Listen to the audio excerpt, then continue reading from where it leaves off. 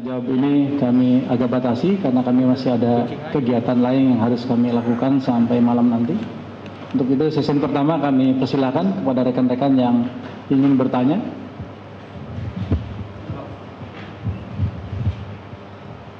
Sore Pak, saya Rara dari Republika.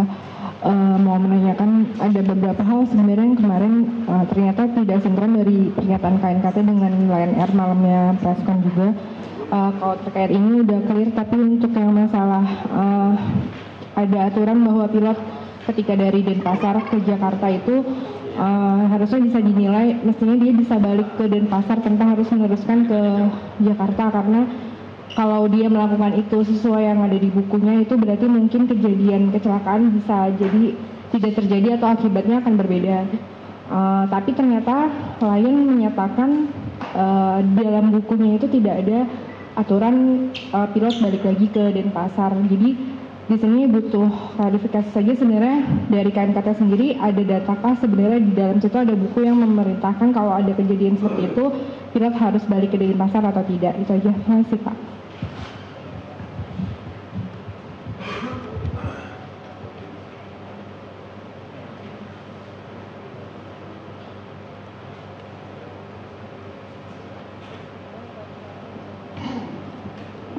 Baik, saya akan mengulang kembali statement dari KNKT bahwa secara prinsip pesawat Lion Air Papa Kilo 5 Quebec Papa adalah layak terbang. Adapun mengenai ketentuan mengenai layak terbang memang cukup complicated dan tidak mudah untuk dipahami, karena memang membutuhkan background pengetahuan cukup panjang dan pemahaman yang mendalam, terutama dalam bahasa Inggris, sehingga hal ini mungkin akan sedikit menimbulkan kesalahpahaman apabila tidak dipahami secara komplit. Tapi sekali lagi saya sampaikan dengan bukti bahwa engineer telah menandatangani Aircraft Flight Maintenance Log. Maka dengan demikian saya mengulang kembali demi hukum bahwa pesawat Papa Kilo 5 Quebec Papa layak terbang. Apakah itu yang dari Denpasar ke Jakarta atau yang merencanakan penerbangan dari Jakarta menuju Pangkal Pinang. Kemudian apabila ternyata di dalam perjalanan terjadi sesuatu, maka sesungguhnya di sini berlaku satu aturan khusus mengenai hal itu. Lagi-lagi aturan ini perlu dipahami secara mendalam, tidak bisa sepotong-sepotong karena terkait beberapa peraturan menteri, paling tidak CASR 91, CASR 121, CASR 25, CASR 21, CASR 43, CSR 4145 yang cukup panjang kalau saya sebutkan satu persatu. Tetapi secara prinsip, begitu engineer menyatakan layak terbang, pesawat adalah layak terbang. Apabila di dalam perjalanannya pesawat sedang dalam keadaan terbang, in flight, maka seluruh keputusan berada di tangan penerbang. Penerbang mengambil keputusan berdasarkan prosedur yang sudah ada di dalam pesawat yang disebut dengan checklist. Adapun apabila checklist mengatakan bahwa tidak harus plan to land to the nearest suitable airport, itu adalah sesuatu hal yang lain.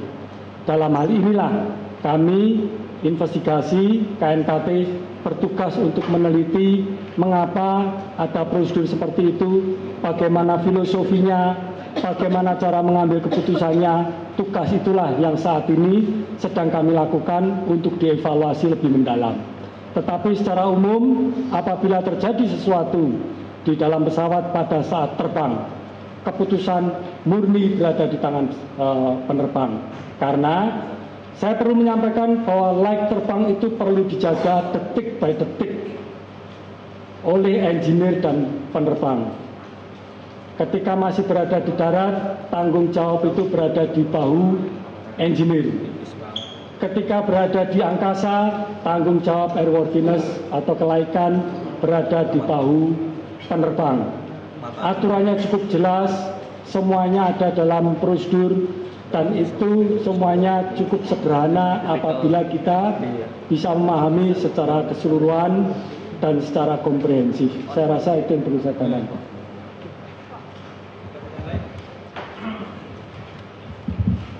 Pak, menyambungnya tadi, ketika di darat ada status laik terbang dan sudah dikonfirmasi, tapi ketika di udara, apakah status ini sudah berubah? Juga di mana Om, nggak tahu. Kita perlu berhati-hati dalam mengutip, menyampaikan, dan menyebarluaskan prosedur ini, supaya tidak misleading, supaya tidak menimbulkan kesalahpahaman.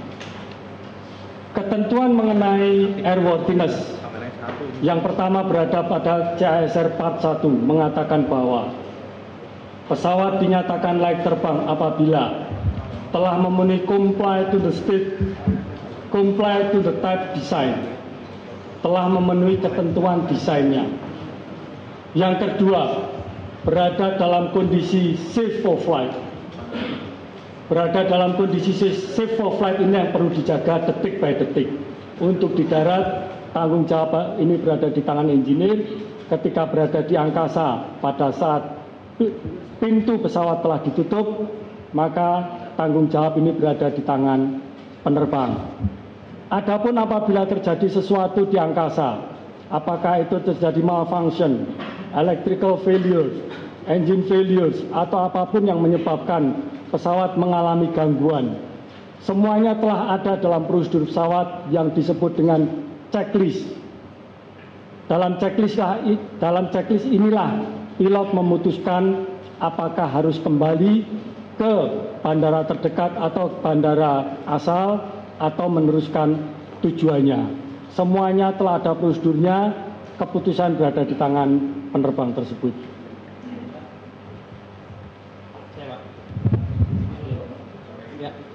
Assalamualaikum warahmatullahi wabarakatuh. Sebentar perlu saya tambahkan. Marilah bersama-sama untuk tidak membuat suasana menjadi semakin keruh dengan makin mempertanyakan sebetulnya bagaimana airworthiness ini. Apabila Anda menginginkan, kita akan punya waktu, kita akan sediakan waktunya. Dalam suatu training biasanya akan dilakukan bisa dari provider, bisa dari Kementerian Perhubungan Udara, Dirjen Perhubungan Udara. Trainingnya namanya adalah Inspector Airworthiness Course, atau apabila untuk para pemangku safety namanya adalah Civil Aviation Safety Officer, KASO Training. Silakan Anda untuk menghubungi mereka, silakan untuk mendapatkan informasi mengenai training tersebut. Hal itu akan dijelaskan secara detail sehingga Anda mendapatkan pemahaman yang sempurna mengenai apa itu airworthiness. Kalau kita perdebatkan di sini, dengan sangat menyesal saya harus menyampaikan bahwa kita harus menjaga supaya suasana tidak semakin keruh. Kita cukupkan diskusi mengenai kelayakan udara pesawat Lion Air yang telah dinyatakan oleh KNKT bahwa pesawat Lion Air Papa Kilo 5 Quebec Papa, apakah penerbangan JT043 dari Denpasar menuju Jakarta atau penerbangan JT610 dari Jakarta direncanakan menuju Pangkal Pinang, kedua-duanya adalah telah layak terbang. Kita cukupkan diskusi mengenai itu dan kami tidak akan menerima pertanyaan mengenai hal itu lagi.